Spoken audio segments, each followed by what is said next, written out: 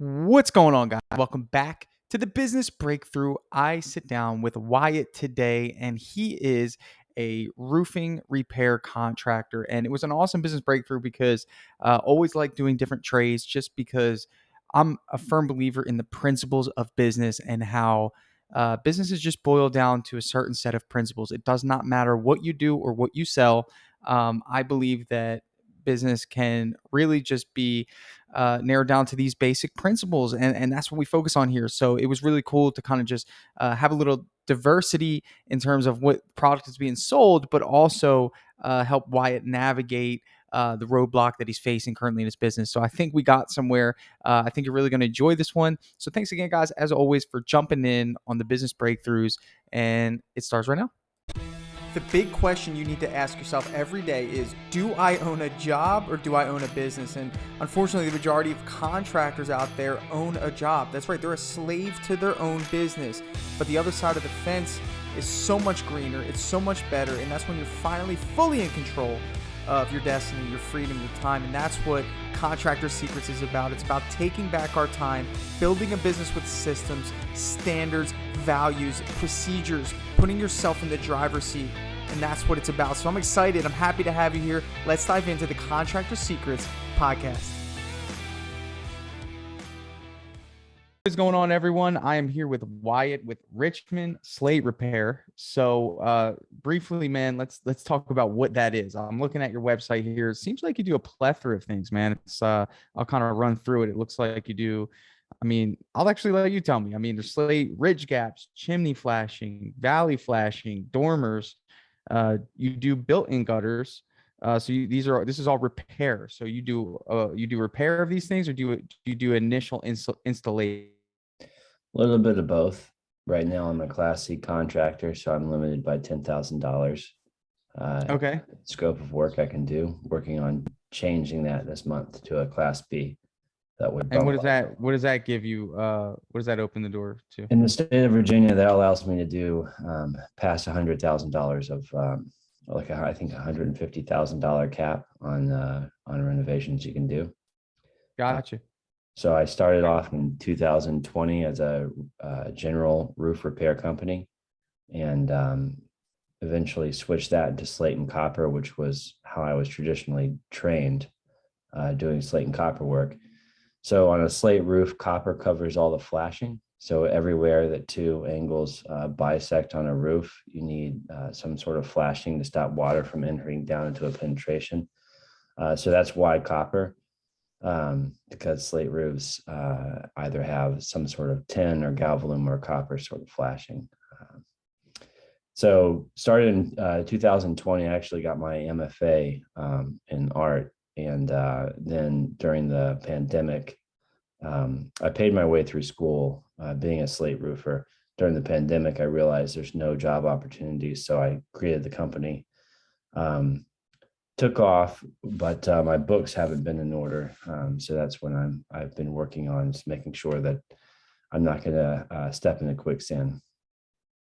Cool. So overall, and I just kind of want to get a gauge on what you feel, 1 to 10 in terms of overall success, assuming all angles are operating, and what do you give yourself in terms of a grade? What would be a airplane sputtering, like a 5.5, a 6, something like that? Hey man, first business, right? First business. There's things that you're learning.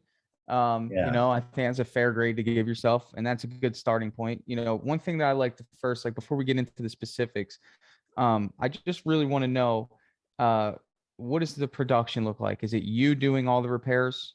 You doing all the, is it mostly you doing everything?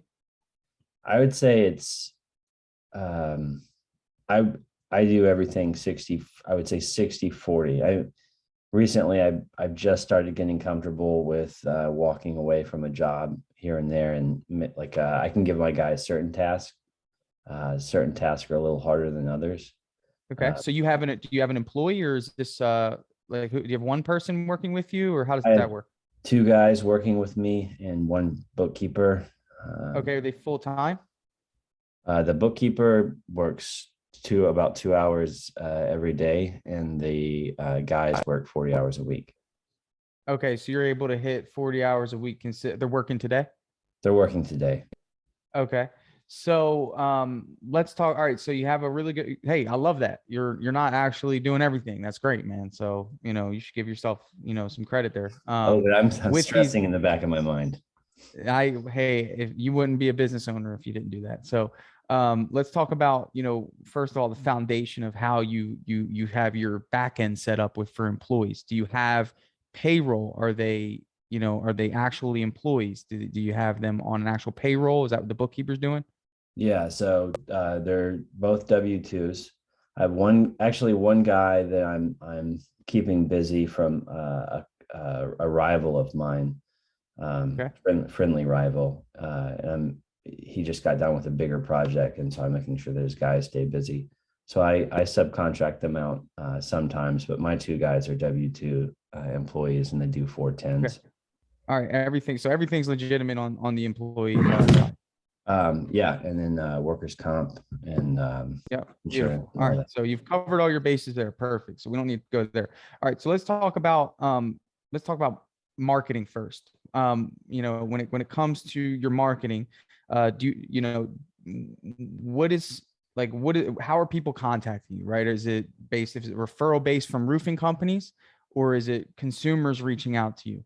Which one of the two? I would say 90% consumers reaching out to me through Google, and then Okay. 10% referrals from bigger contractors. Or actually, Yeah, because they I'd they say, want the what go you can change that if you want. What is it? well, I would add in their word of mouth, maybe 20%. So maybe 60% Google, word of mouth 20%, and then 10% other Okay. contractors. All right, cool. All right. So you have a steady stream of marketing coming in through Google. What is the normal request, right? And why don't they just go to a roofing company who advertises installation of entire roofs and they instead bypass that to go to you? Right. So bigger companies don't want to do these jobs, Yeah, repair they they, jobs. they don't want to do it, right? They want the whole roof. They want the whole roof. Their margin is less, but they can, make a lot more money. Okay. And so they don't want to do it.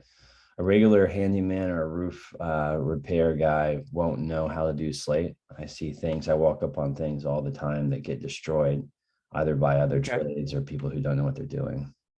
Okay. Um, So so so it so there's a little kind of like a little honey hole there for you because the competition's low, the need is great, the bigger companies don't want to touch it, and then here you are kind of just you're not really even competing against anybody. Now, are insurance companies covering this cost or homeowners no, paying for it directly?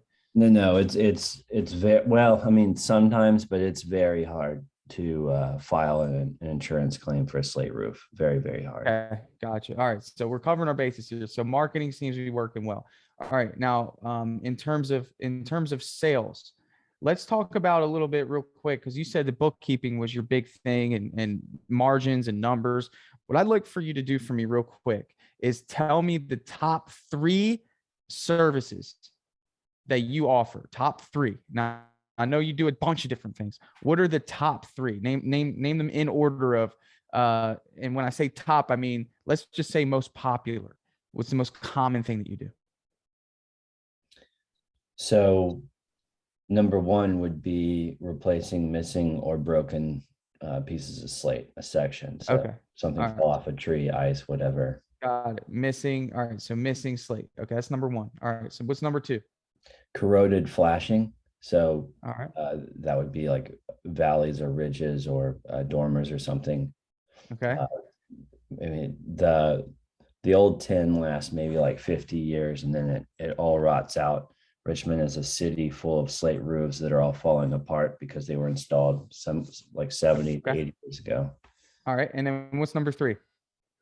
Number three would be like a rip off um, and a redo. So like I would take all the slate off and reinstall it. Sometimes that's all you can do. So you say it again. You said a ripoff. Yeah, so you take all the slate off the roof. I mean, sometimes you don't know what shape the decking is in, so you have to take all the slate off the roof, fix whatever decking and water And damage. then reinstall it on top. Yeah, and then reinstall the slate back on. That's a big job. Those are bigger jobs. I mean, usually those would be porches. There's Okay. a style of roof in what we call the downtown area of Richmond, the fan. That's like it's slate at the top. It's kind of this old French style roof, and then it'd be like flat and would taper off in the back and be a rubber roof. So a lot of these Got like it. replacements, Okay.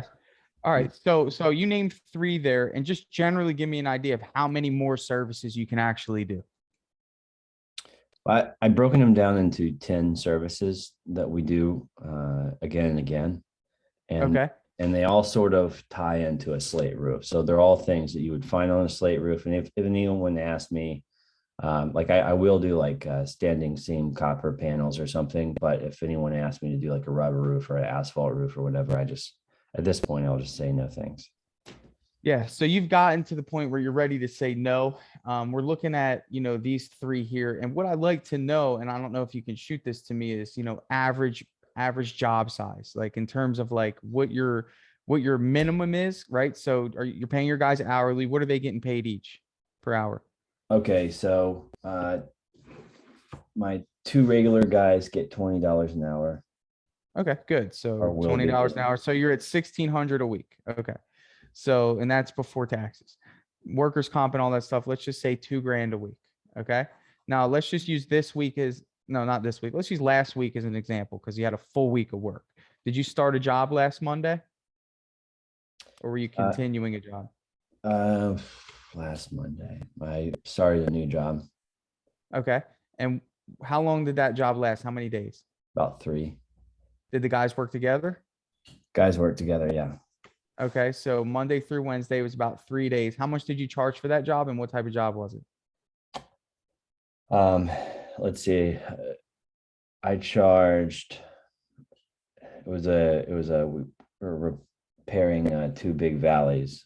I think somewhere around like 5,600. Okay. And then Thursday and Friday, what was the job? Was it a 2-day job? Um, yes. Yeah. Okay. All So right. And what was that job? that And bled how much in did you over charge? to the other week.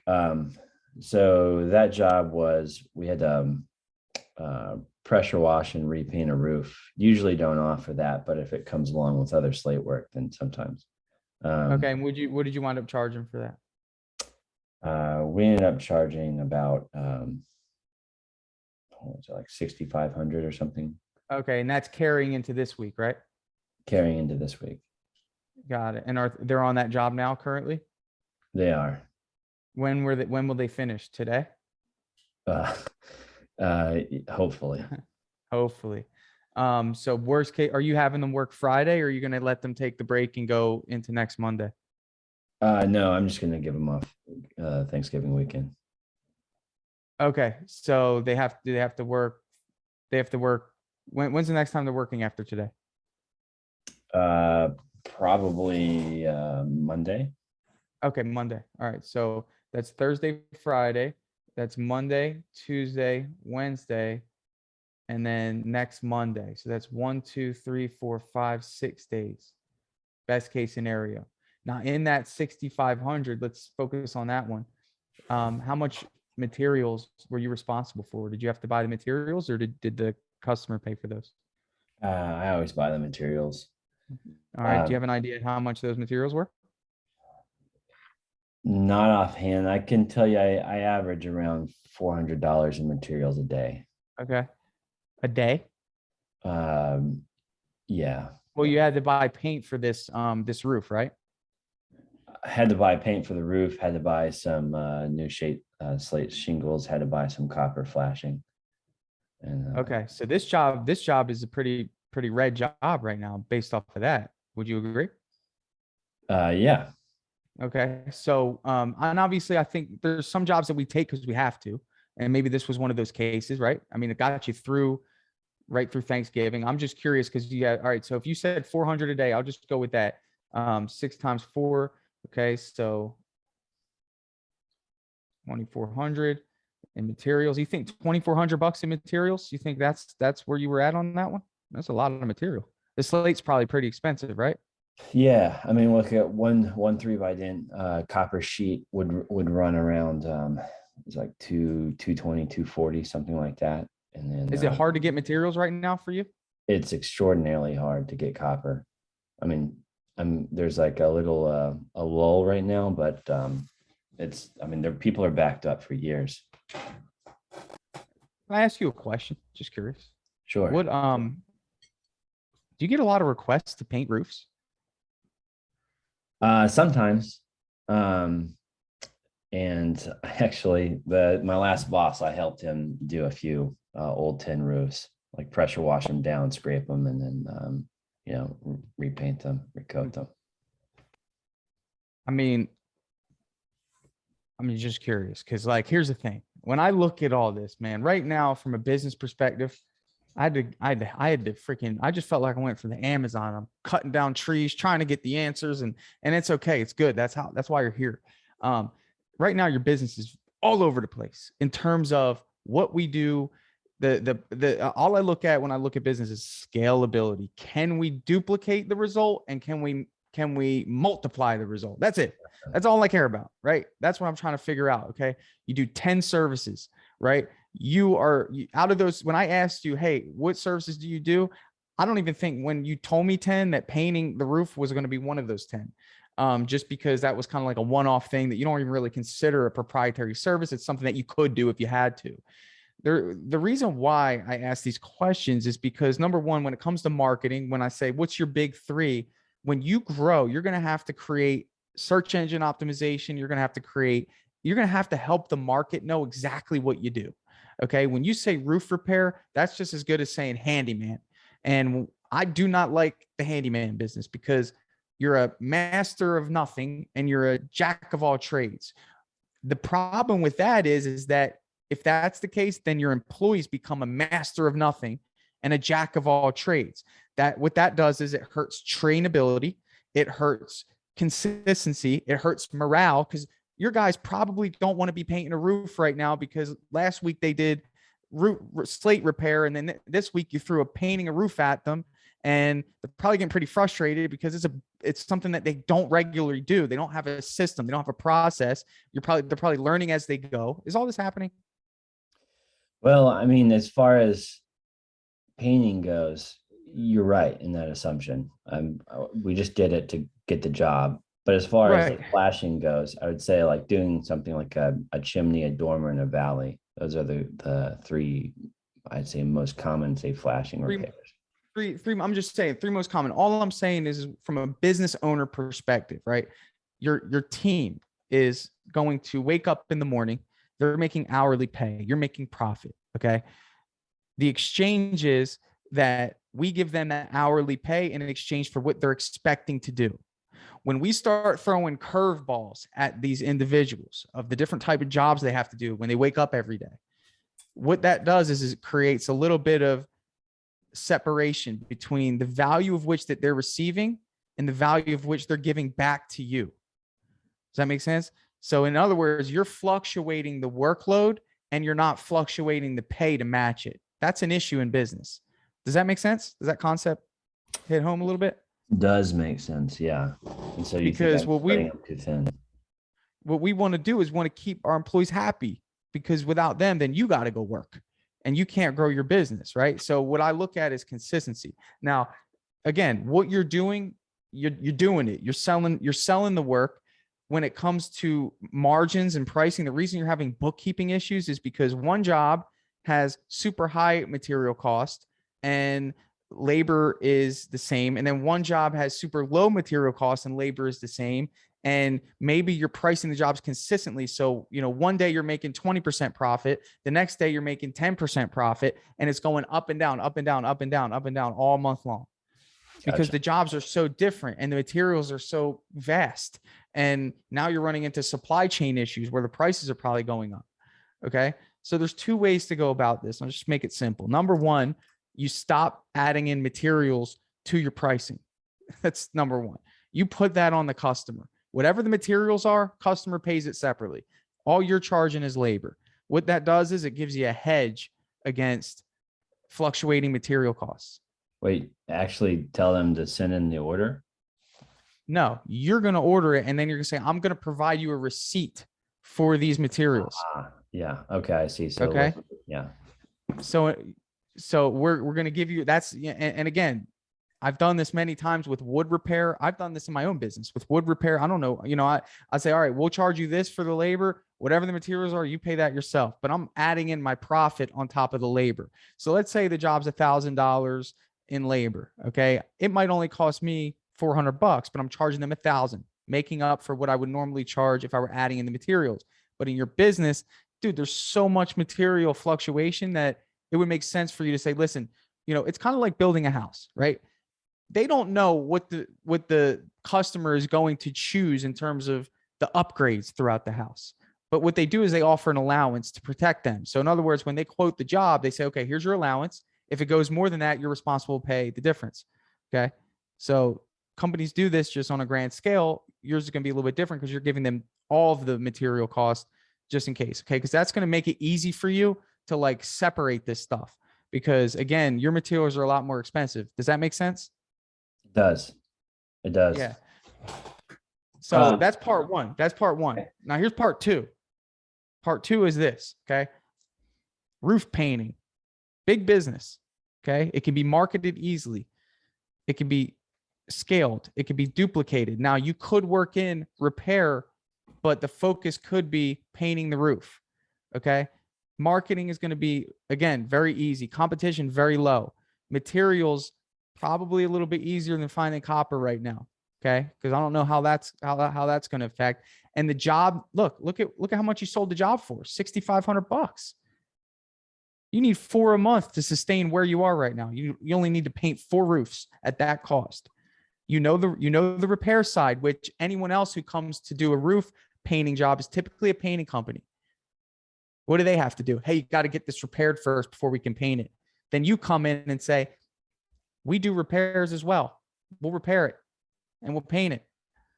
So again, marketability, super high. Number 2, in terms of appeal, most people don't even know they could do it. Kind of like painting your cabinets, right? So you say, here, this is what the roof looked like before we painted it. This is what the roof looked like after we painted it. Call us for a quote. Don't replace, repaint. And it includes free repairs. And then when that person says, oh, free repairs, yeah, you're just paying for the labor and you're passing on the materials to them. They have to pay for the materials, but you're working in that labor cost into the paint job. That makes sense. And that simplifies your business, because guess what? Now your guys are going to know exactly what to do. They're going to do the same thing every day. They're going to be much happier. Okay. You're going to feel a lot more in control because you're only having to job cost bigger jobs.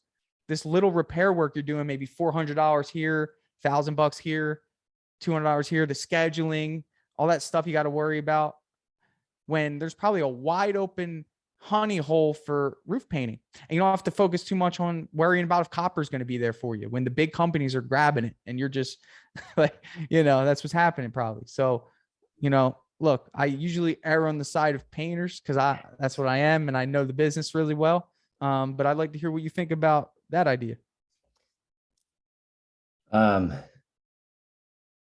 It's the one thing I worry about is the winter. Cause you have problems roof painting when the temperature drops too low. But I mean, like, as far as building consistency and having the same replicable jobs, I think I could, at least with the slate stuff for now, I could probably hone it down to about 5 things we do. Just different types of flashing. Not even. Here's the difference though. When you're going in and doing these repairs, you're selling the painting, right? That's a different interaction, isn't it? Like if somebody calls you for repair, sure, you can do the repair and say, hey, just so you know, we also actually do a roof coating. We actually paint these roofs, change the look of it for you. Would you like me to give you a quote? How many people in your replay the recent reactions, last 15 people you've been to, and if you approached it like that, knowing that you were planning on doing a painting side of this business, which could ultimately be the business, could you see the people that you interacted with being at least excited about getting a quote? Yeah. Well, I mean, like we are. Who wouldn't want a quote? Yeah. There's no Who one who wouldn't wants want to to just go to know what it is, right? Like, who want to know? And then you learn how to sell it, right? You say, okay, it's not just painting. This is a sealing agent too that's going to help protect the slate, right? Is that a good sales point that you would make? Yeah. Well, you wouldn't want to paint on the slate, but I was Or like the metal the roofs. roof Yeah. itself? Yeah. Yeah. Bear And with me here. I, No, I'm kidding. I'm with you. Bear And you've with me. been, I'm working it. I'm working. yeah, no. I appreciate you, reaching out to the trades. You're not, that You you're know, I not. try to look at it like this, man. And reason why I ask you all these questions is, like I said, in terms of the employee side, you got it. Okay. You know, if your employees, if you went up to your employees and asked them, hey man, are you happy with how things are running right now? You know, if you're afraid to ask that question, then you need to change it. You know, you don't even have to ask the question, probably. You just either know or you don't. Are your employees happy? Why aren't they happy? Because the value of which they're giving you, okay, is less than the value of which that you're giving them. Okay. Or the value of which, yeah, exactly. The value of which they're giving you is more than the value of which you're giving them. In other words, you're paying them $20 an hour and you're having them do all sorts of different things. Okay. When I hire a painting employee, they know that they're going to paint, and that's it. And that's the exchange. I'm not putting them to do handyman work and wood repair work and all. Some people might enjoy that, but the average person wants consistency, you know, for in my world, it'd be like, okay, well, today you have to texture this whole house, or Yeah. today you have to remove popcorn, or today you have to remove wallpaper, instead of me saying, nope, you're just painting every day. And what that does is allows them to get better at it. And it allows them to stay consistent. It allows me to price consistently. It allows my business to be able to expand if I want to, because I can just recreate what I did that works.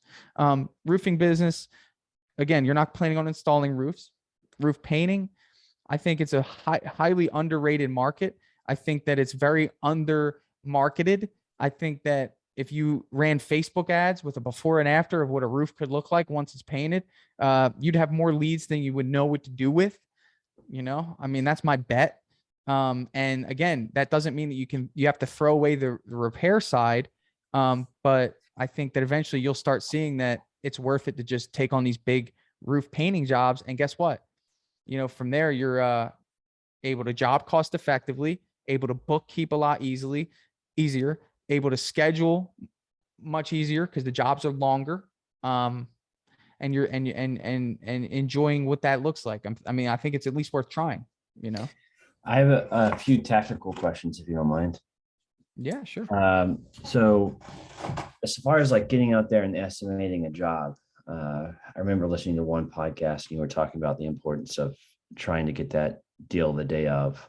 And so right now I have no software for estimating. I text the price that I want to do and our scope of work to Shelly that does the books, and then she sends the estimate. But it's not like it doesn't have photos. It's not like a presentation, and it's definitely I'm not giving it to them the day of. So I'm curious what sort of software you would recommend, or sort of a calculator or whatever. Yeah. So, Job cost day of. you know, there's a whole plethora of software out there. Okay. You might have heard me say Dripjobs. That's my software that I created, and it's for contractors. It helps you organize all your customers. I'd love to show you. And it also allows you to send estimates, invoices. Shelly can have access to it. It's all in one. It's mobile. So you can certainly do that. If you have an iPad, you can actually present a proposal in person with it. So that's number one. In terms of a presentation, you know, I would suggest early on, you know, you definitely want to you got to realize that like when you start to get to these bigger job sizes, and again, you're surviving right now mostly because you're the only person doing what you're doing in your area, and you're very responsive, personable, and you know you're making them a priority. As you grow, you know, it might not be as easy, but don't wait for that time. You know, just get to a point where at least, you know, early on I had a folder. I had inside the folder I had just, you know, some about us. I printed off some reviews. and just a little presentation there. But again, when it comes down to pricing, the calculator that I have would work for the painting side if you decide to do it, and it's free. But the calculator I have really just helps you identify what the costs are. So in other words, when we price jobs for our painting business, I'm looking at, number one, what the cost is in terms of how many days I think my guys would take. Now for you, when you quoted that roof painting job, just be honest, how many days did you think it would take them to do it? 3. 3. And we're into 6. So now you know that, hey, I need to make a better decision when I price the job. It's not a bad thing, but you got to learn from it. You got to say, okay, why did I think that it only takes 3? And then you say, okay, when the next one comes around, I got to make sure that I budget in time for 6 days for a roof this side for my 2 guys. And really, that's just a lack of experience because you guys don't do this often. So problems might be coming up that you might not have noticed originally. It's important for you to go back and reflect. That's why we did this. We're looking at 6 days of labor, and let me just give you that labor cost real quick. So if you're at, I'm gonna say you're at 55. Actually, your workers' comp is pretty high, right? It's like 20%. Yeah. It's pretty high. So I'm gonna say you're at $60 an hour, times 8 times 6. Okay, so your labor cost is $3,000, and your paint cost, or excuse me, your material cost based off of what you told me is $2,400. So you're at $5,280 total cost. Okay, and you sold the job for $6,500. So I mean, you didn't completely crush yourself, but you could have made a lot more if you would have just budgeted for that. And again, I know about your customers where they're usually in a position. It's like there's not a lot of competition, right? I mean, are you feeling that in your respective field? For what I do, there's one other company that's even remotely my age. The rest of the guys. And do you know, when it comes to priority in terms of like getting things done around the house, what's the number one priority in terms of fixing something?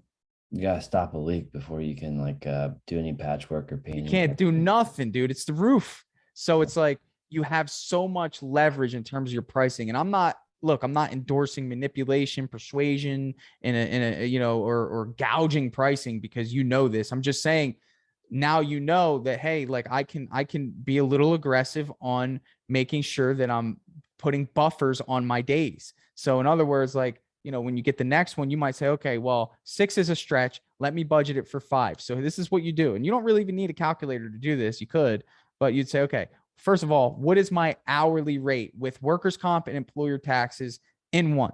So you have your 2 guys. I say it's $60 an hour. They're at 40. I'm adding $20 to that for just employer taxes and workers' comp. So you're at $60 an hour. So when you go up to a house, you got to say, okay, if these guys are working 8 hours a day, how many days is it going to take them? So in this case, you might have looked at it and said, okay, I'm going to put 5 days on the job, right? So for that, with that being said, it's 60 times 8. So $60 an hour times 8 hours, and multiply that by 5. So that's $2,400 that you would have assumed the labor cost would have been. Okay. And you're doing this in your car. When you do it this way, you can price on the spot because you don't have to go home and think about it. Okay. Now, let me finish. Part 2 is material. Okay. Now here's the thing. Do you have to go in like on the repair side? Is it easy for you to say, okay, the material is going to cost this much, or does that require some thought? Generally, by now I can look at any sort of flashing and say, okay, like it's going to be 1 sheet or 2 sheets of copper, and I'll just price it by the sheet. And then slates and nails and nail hooks and that sort of thing. So, I mean, I'm averaging around $400 a day with materials, and then I have to say, like that $400 a day thing is confusing. Like when you're saying I'm averaging $400 a day for materials, because I just don't. It's like you price a job. This is what you priced for materials. You didn't do it like on a day. Like the materials don't like fly in on the day. Like it's just, you got the materials. This is how much you budgeted it for, so get rid of that per day thing, because it's confusing. You average labor per day. That's important, but not materials, because that's usually a fixed expense. Like fixed expense means it doesn't change. Labor changes. So you could say that per day. So in other words, when we look at a job, what's the amount you budgeted for materials? And if you're having trouble with that, that's when you tell the customer, you buy them, I'm going to give you a receipt. If we need more, you buy them. So the variance falls on the customer. You know what I'm saying? Not you. Not your fault you needed more materials. You just underbid it. You know, I mean, it is what it is. I mean, you need more materials. You know, you don't have to eat that, you know, that hit if you uncovered something that requires more materials, bring it up to them, but you already gave yourself a hedge on that because you told them, hey, just so you know, I'm going to provide you a receipt and you're responsible for all the materials. You create yourself a little bit of an insurance policy. Gotcha. Okay. But when it comes to the painting side, like I said, you know, you're going to grow with consistency and you're going to recognize, okay, this size roof is going to cost, I don't know, 30 gallons of paint. Okay. Fair enough to say. And then if you're getting that paint at $50 a gallon, 5 times 3, 15, that's 1,500, right? So now you're looking at it and saying, okay, it's going to take my team 5 days. That's $2,400. And it's going to cost me $1,500 in paint. Okay. So what is that? $3,900 total cost. Now we look at the profit margin. How much do you want to make? Tell me, if you had to pay $3,900 to put labor on a job and to put materials on a job and create a finished product, how much money do you want to make? I would love to make, I think with this market, I can make a 40% profit margin. That's a good, fair profit margin. Okay. So let's look at what a 40% profit margin is. Okay. And I'm going to try to do some reverse engineering math here, but I know that, for example, if we were looking for a 50% margin, we would just multiply that number by 2. So that would be $7,800. Okay. So I would assume that 40% is probably close to $7,200. Okay. I'm not going to do the math right now, but it's probably close to 7,200. Okay. This is where we get into selling on the spot and negotiation. Okay. Because you could start off with presenting a price of 7,800 to paint the roof. And then what happens is that when you're in person negotiating, I can present you a price, show you it, and wait for your reaction. You know what? Some people will say, let's do it. Here's the deposit. Let's rock and roll. Some people will say, all right, well, we definitely need to think about it. And then this is where you become a salesperson and say, okay, well, may I ask you a question? Do you know what the cost is to actually replace the roof? Has anyone ever quoted you that? And you might say, actually, no, we haven't. I say, well, I'm sure you understand that with it being slate, bear with me on the lingo here. I'm just flowing. I don't know. Put me in, give me 2 jobs and I'll figure it out. It's slate, copper prices are going up. You're probably looking at about 25, 30,000. Yeah. So anchor high. So for a fraction of the cost, I'm going to repair everything, seal it and paint it for you to give you at least 8 to 10 more years. How's that sound, miss? Here's the warranty sheet of the product that we're going to use for the paint. Easy sell, dude. This is from Sherwin-Williams, wherever you're buying the paint. This is the product we're going to use. It has a sealing agent. Let me go through this with you again now that we're sitting here. Okay. That's why it's important to do it in person, right? Because again, you have that ability to build value, handle objections, negotiate effectively, and again, separate yourself from their, you know, here's the thing. They need it done. It's either you're going to replace it or you're going to fix it. And if we fix it, why not get a paint job on top of it to seal it and change the color for you? Make it nice. You know, and that's the sales part of it that I love, man, because again, you have a niche. You're like literally the cabinet coating company of the roofing world, right? Cabinet refinishing is an easy sell. Why? Competition is low. Skill set has to be high. And the alternative is replacing the freaking cabinets, which is 3 times the price. Right. But they can achieve the same deal with somebody coming in and actually painting their cabinets. Now, here's the deal. Most people still don't know that they can paint their cabinets. And if they do know they can paint their cabinets, they are not sure of the quality. So what do I tell people? Bring in a cabinet door. Okay. So here's something wise for you. Does the slate come in like a piece? I don't know. Is that how it works? Or what does that look like? Is it like a, for repairs, you'd buy like 50, 80 different slate tiles. How big is it? I'm somewhere between like 7x14 to like perfect. So something that you could carry into the house. Sure. Yeah. If you had to. Yeah. So one thing that I would recommend for you, if you really get heavy into this, is actually having your guys paint a sample. So when you bring it into the house, you can show them how the sample of the slate is sealed and it looks great with it being painted, because maybe that's a concern of some people of what it's going to look like, or how it's going to feel, or the durability of what's going to be created. You could show them a slate that's unpainted, show them one that's painted. I see. So like bringing samples and that sort of thing in. Absolutely. So just some thoughts, man. I know it's a lot to switch gears, but I see if you're trending in a direction of, and just from my perspective, I could be wrong.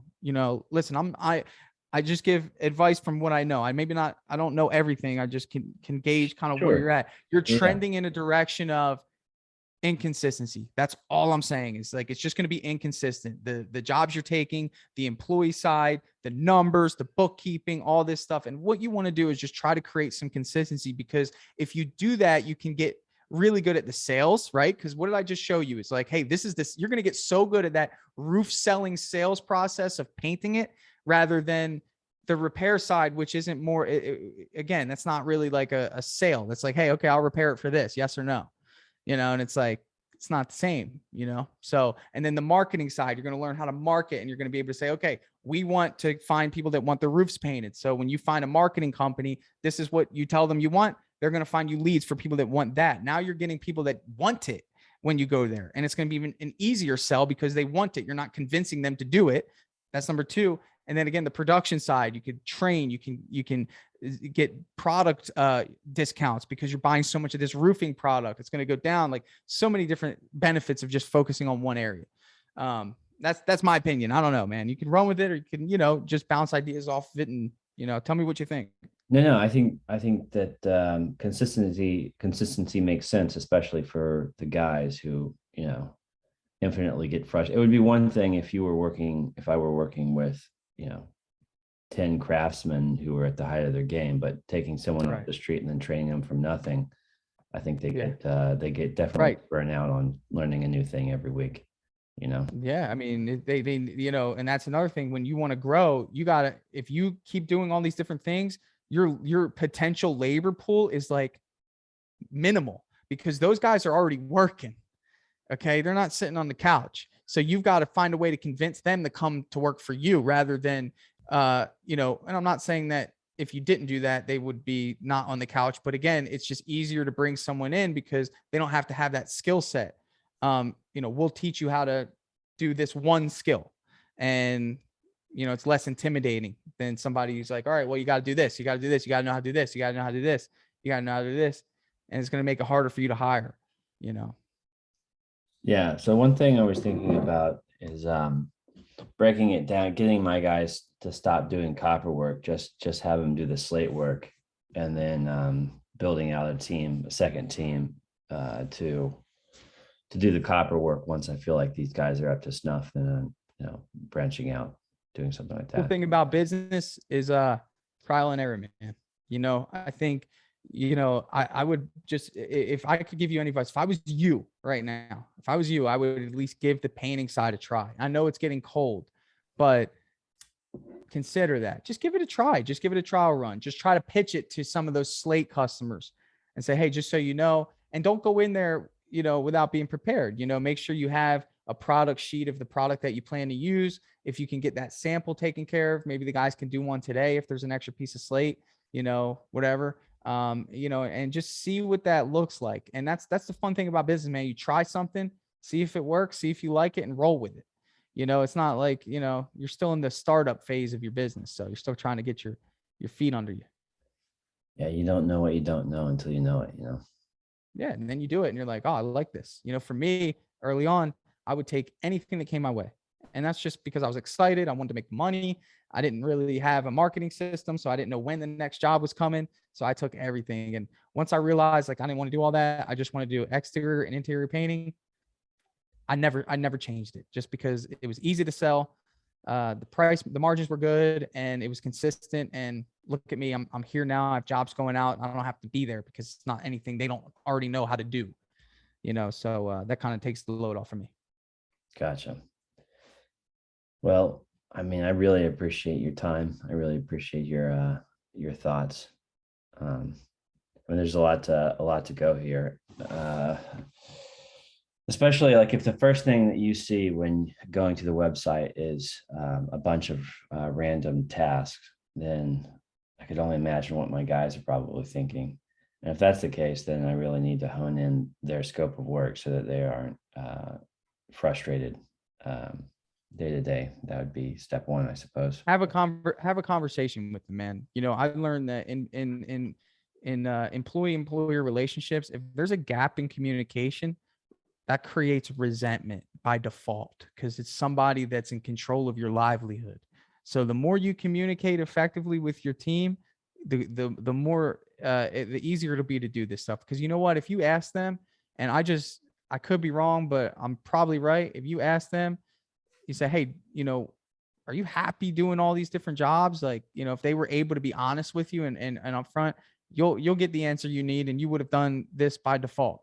So you know I challenge you to ask them, have that conversation, help them help you. you know um Happy workers produce happy customers, man. Yeah. Yeah. That's definitely is the reason I left my last job. So that makes a lot of sense. Why did you leave your last job? I didn't want to wait 3 hours for materials to show up or, try to guess what my boss wanted me to do next. I thought, wow, this is completely inefficient and the trains don't run on time. And I thought I could do better. Yeah, so take what you learned, take what you hated, and be what you wanted him to be. And that's how I am. I had some pretty crappy leadership as a employee, and little did they know they had a business owner working for them.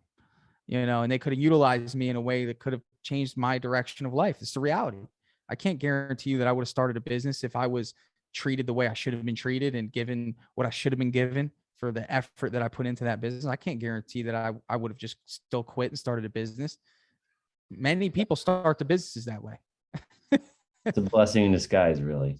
Tell you the It truth. is, of course it is. But then again, like, it's, you just want to be that person you want to be. And, you wanted them to be and grow it from there, man. But I think, I'd love to reconnect with you, man. I think, you're just in a pivotal point here. If you want to see Dripjobs, I can do a demo for you, show you guys. You can bring your bookkeeper in on the demo, and I'll show you how it works, so you can see if it's something that'll help clean up some of the I call it chaos, man, because customer information can be spread all over the place, and when it's in one location, I mean, there's nothing like it. Well, okay. Last question. I Sure. really appreciate you sharing your time.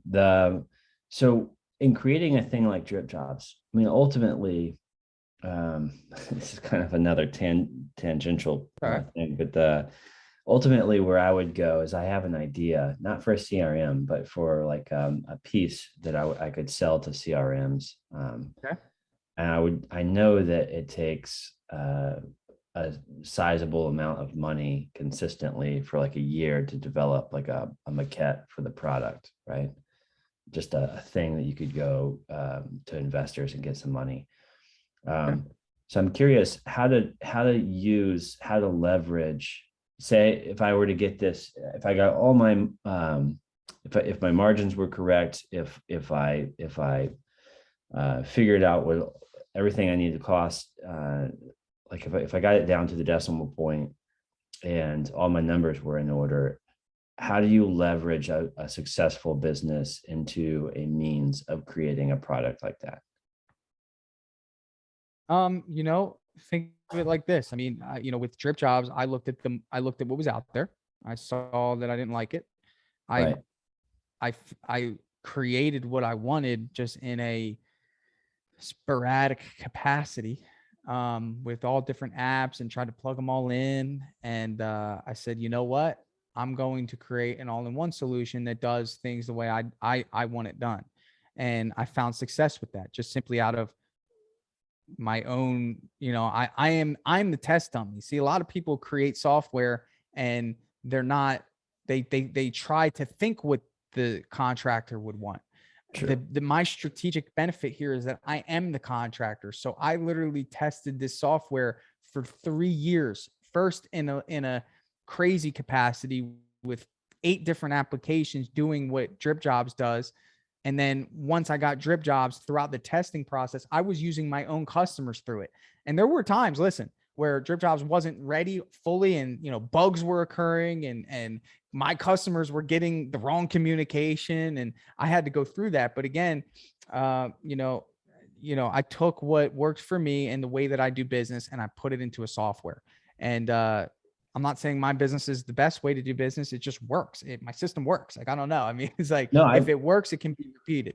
I think it makes completely. I mean, it's another way of scaling to a different vertical. I mean, it makes complete sense. So if you have an idea, let me get to answer your question. If you have an idea, look, you have an opportunity to validate your own idea. That's all I can say is, if you have an idea, look, and I say this, everyone's got ideas. The people who act on them are the ones that get the credit for them. I mean, I'm sure somebody else thought of something similar to Dripjobs. They just didn't act on it. Just like I thought of like 8 different apps and different things that have come to life. It's just like, number one, are you going to act on it? And number two, are you willing to endure, what it takes? Like, dude, like, a software company is absolutely the hardest thing I've done, just simply because I don't code. So like, in my business right now, I could go into any job that we got going on, and if my guy walks off the job, I can finish it. I know that I would finish it. I'd stay and finish it. I can spray, cut, roll, brush. I could do everything. What happens if something happens in my software? Yeah. I can't. I don't know that language. So I have to find someone that knows that language, which I've done. So it's like, it's just one of those things, man. It's like, with software, that's hard for me, because I at least want to know. And I always give people this advice. I tell them, I say, listen, there's people that come to me and say, Tanner, can I start a painting business without knowing how to paint? And I say, well, would you start a restaurant without knowing how to cook? And the only reason I say that is because if the chef leaves the kitchen, your customers don't eat. And I had to make a decision. That's why it's important for me to find somebody and offer them ownership in it as well, because just trying to find an employee to come and code, that didn't work, because again, that ownership has to be there. To try to partner up. On the software but then the reason I bring this up is because I think, I mean, like, what a brilliant strategy. First, you created systems within a business, and then you created a business that kind of take care of itself, and then you had extra capital that you could invest in like other things to make the industry that you're already in even better, right? Right. Like, that sounds exactly like you're solving people's problems. And I'm many steps behind, where you are in that journey. However, I'm just thinking, like, as far as initial steps, did you think to yourself, I'm going to save up a lump sum of money? I'm going to. No, mine came out of, actually, dude, it's a funny story, man. I found a company, and I wanted to white label what they had. And because it was close, it wasn't anywhere close to Dripjobs, but it was close in terms of just, I like the way it flowed. Right. And I reached out to them, and one conversation led to another. And I'm like, okay, well, actually, I'd like to build my own now, because it was just like, I was like, well, can you change this? Can you change this? Can you change this? And then it turned into like, actually, you know what? It would be better if we built you, we helped you build it. So that's what happened. But I didn't really like plan to do it, and listen, when it came down to it, you're just trying to solve your own problems. Yeah. There's a problem. If you ran into a problem, like, there's a business there. That's it. That's all I'll say. It's like, there's a problem, but it's not just a problem in terms of like, are there CRMs out there? Yes. Do CRMs help everyone? They don't just tailor to contractors. The softwares that usually tailor to contractors are just estimating and invoicing softwares. Right. Ours does a lot more than that. It does it's pretty much your whole business, follow-ups, communication automatically, text messaging, deal stages to make sure that you know where your customers are in the buying process, project management, sending work orders. Like, it has the full scope in one app. If you talk to any contractor who doesn't have this, they're using 5 or 7 apps to do what one can do. You know what that means is that they have to manually type in the same customer's information more than once. I don't type in customer information at all. We built something in there that essentially, let me break this down. If you called my company, I would send you a link, and that link gives you the ability to fill out a form, and then that form goes into my system. And then from there, I can build the proposal off of that form. I can send you communication off of that form, and that information that we got from that form. Now, typically if you get a phone call and you don't have this, what are you doing? Writing it down, typing it out, asking what's your first name, what's your last name, what's your email, what's your phone number, what's your You know, what day you want me to come out? What day I want to come out? You know, so what we did is like, dude, I hated putting in information. So we created that. Like that was a problem and it's solved, you know? I lost someone's information once. And I feel if you, you've never done that, like it's stressful. especially if it's a big job. No, I feel you. And I've been pulling my hair out trying to use Zapier and Monday.com and a bunch of, just like integrating disparate like Let me show pieces. you a demo. It's because me too. I mean, we Yeah, operate okay. the same type of business. I'll show you a demo. Let me show you what it looks like, and you're gonna say, "Oh, I tried to zap that. Oh, I tried to do that with Monday. Oh, I tried to do this, and it's all in one." You know, Yeah. it's all in one. But that doesn't mean. But listen, what I'm getting at is, if you have an idea, test it in your own business. Get your business to a point where it's running and operating itself without you stressing out. There's a difference between running and operating itself, but you're stressed. That's what's happening right now. Someone's out there working for you and you say you're at a 5.5, your engine's sputtering and your mind is going crazy. That's because what you've built up into this point isn't sustainable. It worked. Good job. Now refine it. Right? Like Dripjobs. Like in the beginning, it worked, but it wasn't sustainable. So I had to go back to the drawing board. I had to zero in. I had to find different developers to help me. Like it's just that's business. But you got started. Like that's the thing. You got started and you got started. So I mean that's great. But don't stay in that I got started euphoria. No. I would like to, by springtime, I want to have this company fully running itself with little interference from me. Well, hey, well, and I just hope that, and I pray that you take heed to my advice of zeroing in on this painting side. Think about it, look at it, research it, figure it out. I mean, you're already doing it. You already did it. You already know there's a demand for it. You already know how to do it. Is And it it's just a matter of you committing to it. is it are you saying in painting because it simplifies just process? Like it's just, I'm saying paint. There's so many reasons I'm saying painting. Number one, not many people do it. Number two, it's you have the ability to not only repair but also enhance at the same time for a fraction of the cost of what it would be to replace. So that means that when you're interacting with a customer, you have way more leverage than a lot of people when it comes to sales. It's an easy sell. It's like, hey, you either pay 30 grand to replace it, or I can repair it and paint it and seal it for a third of the price. Either way, you're going to have to pay money. What do you want? And you're going to find that if you learn how to pitch this the right way and you build value, you're just going to get yes. When I go and sell paint jobs, it's not that easy. First of all, everyone can paint. I don't know if they're going to do a good job. All right. But what's the alternative? I mean, there's no alternative. Like they don't have this big thing that says, oh, well, I could, this is a value. It's like, oh, well, if I want, I'll do it myself. That's, you get people to say that, so it's a hard sell for even in the house painting industry. You got to really bring the value. But with roof coating, no competition, easy marketing, easy sale. Scale, you could be the number one roof coating company in Virginia, dude. Yeah. I was also Wait, let me ask you real quick before we get off the call. What's your city? What city are you in? Richmond, Virginia.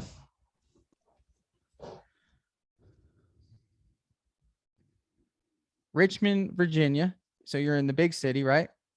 Yeah. Okay. I'm looking up Richmond, Virginia roof painting. Okay. No one is listed here. Okay. At all. You have a couple people running ads, but in terms of what I call the map pack here, no one is advertising as a roof painting company. No. Not one. I mean, this is something that you should be doing. Okay. Use Jacob's Ladder. They're pretty good. Like literally, I of them, yes, I've not met them. Like Richmond Slate Repair, for instance, I'm the only company even advertising slate repairs. It'd be the same thing with painting a roof or with. Yeah. No, like I said, man, I'm just trying to show you that again, if I'm a homeowner and let's say I want to get my roof painted, I'm going to type in Richmond, Virginia, roof painting. They're not going to put in coating. They're going to put roof painting. That's the way a customer sees it. Okay. Right. And now you have one person advertising, American Weather Star, which sounds like it's a nationwide service, not a local service. So people might be a little bit hesitant there. Home Advisor. You might even think about getting on Home Advisor because they have roof painting here, but it looks like they only have it for metal roofs. So, which you might branch into at some point, who knows? Just some things to think about. But again, do what I'm doing. Go on Google, see who's out there, see what they're doing, see what they're charging. You might even, get to a point where, this is all you want to do. And that's something you can sit back and do. You only, like I said, at your pace, you only need 4 jobs a week. If you're selling a week job for $6,400, 6 times 4, 32, or 24, and let's say they fluctuate, you're going to be doing 30 grand a month with 2 employees doing 4 jobs. It's not a bad gig. No, that's pretty nice. Yeah, I really appreciate you taking the time out of your day to reach out and to help me organize some of this cluster of a situation. No problem. All right, well, you got to come back, man. Let us know how it goes. Will do. Once I have everything automated, I'll reach back out to you. Awesome. And I'll send you a link. If you want to set up a demo, I'll show you how Dripjobs works. Sure. That'd be nice. Thank you very much. All right, man. Good luck with everything. Keep me updated. All right. Thank you. All right. See you, man. Dripjobs CRM is finally here. That's right. So Dripjobs is an automation platform for contractors, home service professionals that's going to automatically follow up with your customers. It's going to allow you to send invoices, estimates. It's going to allow you to send out blast marketing emails to individuals based on where they are in the buying process. This software is next level. And I'm reaching out to you. You're a listener of this podcast, and I want you to be one of the first ones to give it a shot. So if you want to see what Dripjobs can do for your business, I'd love for you to head over to dripjobs.com, sign up for a free demo, and get your team involved, and let us sit with you and show you how powerful this software is. It's going to save you time. It's going to make you money, and you're going to love the features that are built into Dripjobs. So if you want to check it out, head over to dripjobs.com, and we will give you first priority being a podcast listener to be one of the very first to try out Dripjobs in your home service business. I'm super excited to share that with you, and I'll catch you on the next episode.